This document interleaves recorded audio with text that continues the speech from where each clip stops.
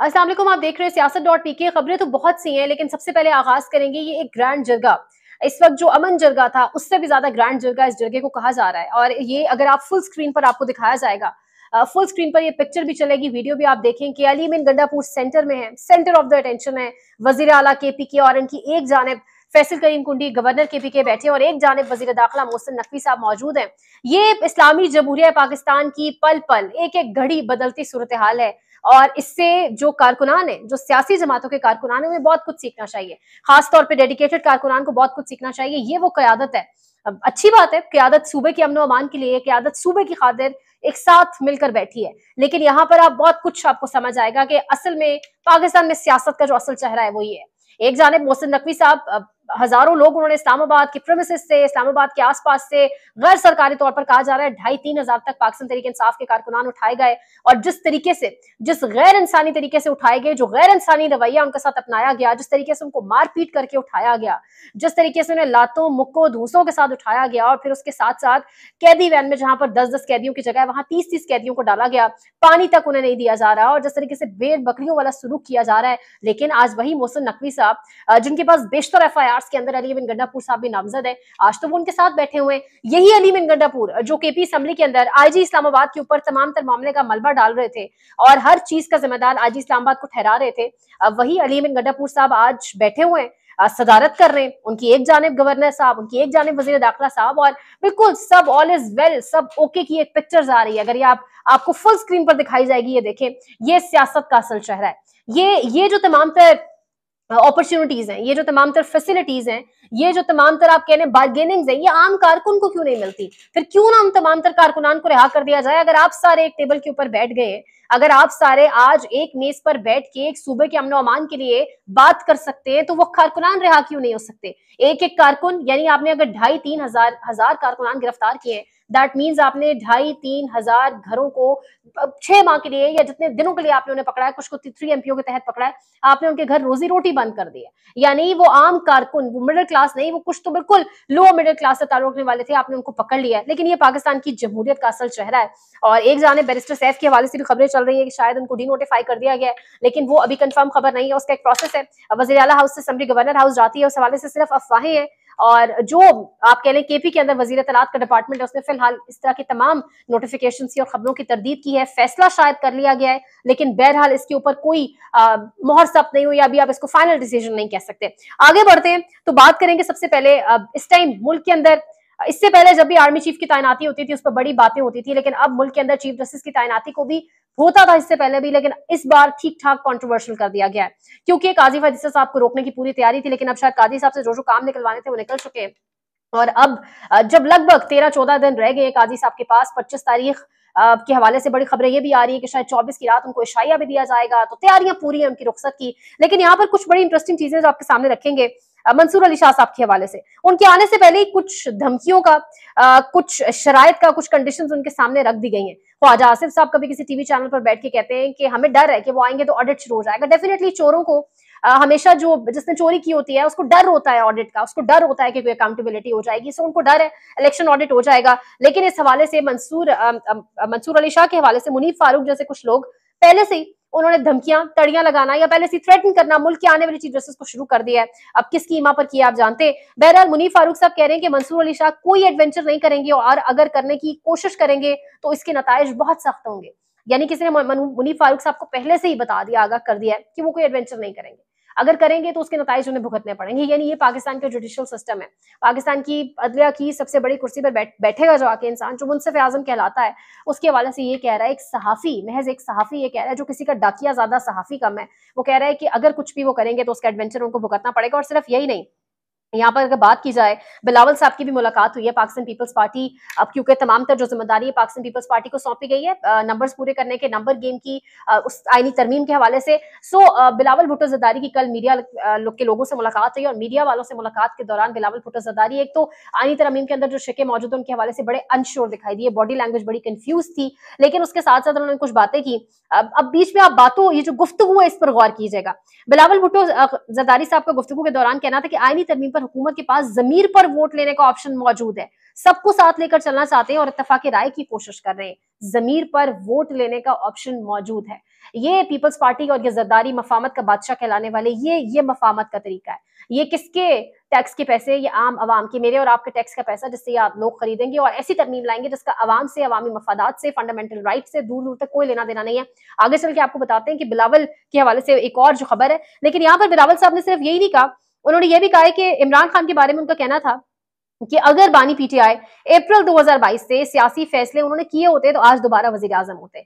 यानी आज इमरान खान वजीर आजम तो नहीं है, लेकिन क्या बिलावल और उनकी जमात क्या ढके छुपे अल्फाज में, क्या बंद कमरों की मीटिंग में खुद नहीं मानते कि शायद इमरान खान की जो पॉपुलैरिटी आज इतनी ज्यादा मकबूलियत जुल्फिकार अली भुट्टो के पास भी नहीं थी। तो मुल्क के अंदर या आप वजीर आजम रह सकते हैं, क्योंकि मुल्क में वजीर आजम तो किसी और की मर्जी से आता है, या आप अवाम के दिलों पर राज कर सकते हैं। लेकिन बिलावल साहब कह रहे हैं कि वो वजीर आजम रह सकते थे, लेकिन उन्होंने सियासी फैसले नहीं किए। तो वाकईतन उनकी इस बात में सच्चाई है। आर्मी चीफ की मुद्दत मुलाजमत के हवाले से पूछा गया तो तौसी के सवाल पर उन्होंने कहा कि ये मामला पार्लियामेंट से तयशुदा है। आर्मी चीफ की मुद्दत मुलाजमत में तौसी के लिए किसी आईनी तरमीम की जरूरत नहीं। आर्मी चीफ की मुद्दत में तौसी का मामला सुप्रीम कोर्ट ने पार्लियामेंट से तरमीम करवाकर हल कर दिया था।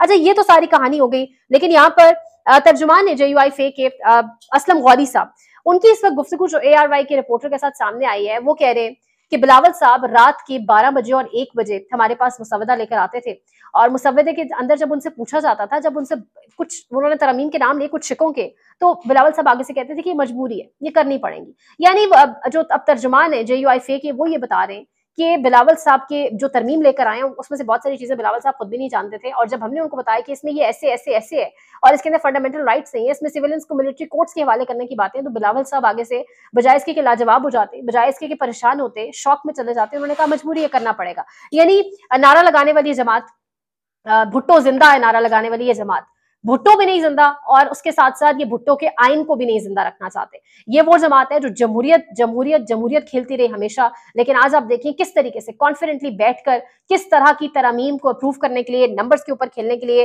ये जमात आपको पेश पेश नजर आएगी। और ये दरअसल इन जमहूरी चेहरों की असलियत है जो आपके सामने रखनी बहुत जरूरी थी। यहाँ पर आगे बढ़ते हैं और एक खबर है सिद्दीक जान के हवाले से। ये खबर आपको बताएंगे, अलीमा खान के हवाले से भी ये खबर है कि समात इस टाइम चल रही थी अदालत के अंदर, उस पर भी आपको लेटेस्ट आगाह करेंगे। लेकिन सिद्दीक जान ने एक बड़ा इंकशाफ किया है और वो ये बता रहे हैं असदुल्ला खान के साथ गालिबन उन्होंने ये चीज शेयर की है कि पाकिस्तान तहरीक इंसाफ के पास एक बड़ा सरप्राइज है, एक बड़ा कार्ड है, और ये पाकिस्तान तहरीक इंसाफ तब खेलेगी जब उसे लगेगा कि मुजव्वजा आईनी तरमीम का मुसवदा फाइनलाइज हो गया है और शायद ये तरमीम पेश होने वाली है, तो उस वक्त ये कार्ड खेला जाएगा। और ये कार्ड क्या है? सिद्दीक जान साहब कह रहे हैं कि या तो चेयरमैन सेनेट के लिए, या तो वजीर आजम, या फिर स्पीकर के लिए एक वोट ऑफ नो कॉन्फिडेंस लाई जाएगी उनके खिलाफ। और तहरीक अदम एतमाद के हवाले से पाकिस्तान तहरीक इंसाफ बहुत पुरएतमाद, बहुत पुरुम्मीद है कि नंबर्स उनके पास पूरे हैं, और ये पत्ता तब खेला जाएगा जब पता चल जाएगा कि वाकईतन कल या परसों ये काम होने जा रहा है। एक बड़ी अहम तहरीक इंसाफ की लीगल टीम की मुशावरत हुई और उसको देखा गया, और वो ये था कि हम जो है वो जब देखेंगे कि ये मुजव्वजा आईनी तरमीम पेश करने लगे हैं, उससे पहले जो है वो वजीर आजम के खिलाफ जो है वो अदम एतमाद पेश कर दी जाएगी, या चेयरमैन सेनेट के खिलाफ अदम एतमाद पेश कर दी जाएगी, या स्पीकर के खिलाफ, या डिप्टी स्पीकर। तो ये बड़ी खबर है, क्योंकि इस टाइम तो हुकूमत नंबर पूरे कर रही है और सब तोड़ कोशिश जा रही है, बंदे खरीदे जा रहे हैं। काजी साहब को इस्तेमाल किया गया 63 वाले मामले के ऊपर, लेकिन सबके बावजूद इस टाइम बंदे पूरे करने पे हुकूमत लगी है। लेकिन यहाँ तो कोई और ही काया पलट गई, इसको क्या कहा जाए, कि यहाँ तो शायद तहरीक अदम एतमाद उल्टा हुकूमत के खिलाफ या स्पीकर के खिलाफ आने जा रही है। तो ये बड़ा अहम होगा, ये मामला देखना होगा। अब आगे बढ़ते हैं, लेकिन आगे बढ़ने से पहले एक और खबर है। शहजाद इकबाल साहब सहाफी, जियो न्यूज से वाबस्ता है, इन्होंने जियो के प्रोग्राम में गुफ्तगू की और ये कह रहे हैं कि कुछ जजेस ने निजी महफिलों में कहा है कि ये इलेक्शन धांधली ज़्यादा है, कल अदम होने चाहिए। ये एक बहुत बड़ा इंकशाफ है। अगर तो शहजाद इकबाल साहब ठीक बात कर रहे हैं तो ये एक बहुत बड़ी खबर है कि कुछ जजेस ने निजी महफिलों के अंदर, गैदरिंग्स के अंदर, बातचीत के अंदर ये बात की है, एक दूसरे के साथ ये गुफ्तगू की है, ये शेयर किया है कि इलेक्शंस जो हैं ये बहुत बड़े पैमाने पर धांधली ज़्यादा है, मैनेज्ड है, इनको कल अदम होना चाहिए। ख्वाजा आसिफ साहब देते रहे, बल्कि तो ऑन रिकॉर्ड वो आके कहते रहे कि 25 अक्टूबर के बाद जो है इलेक्शन ऑडिट हो जाएगा। तो इसका बैकग्राउंड बेसिकली ये बताया जाता है कि कुछ जजेस ने कहीं पे ये बात की थी कि देखिए ये जो जिस तरीके से इलेक्शन हुए हैं ये तो बड़े गलत इलेक्शन हुए, इसमें धांधली हुई है, ये नल एंड वॉइड होने चाहिए। तो ये कहा जाता है कि एक बैकग्राउंड है जिसकी बेसिस पे अज्यूम किया जा रहा है।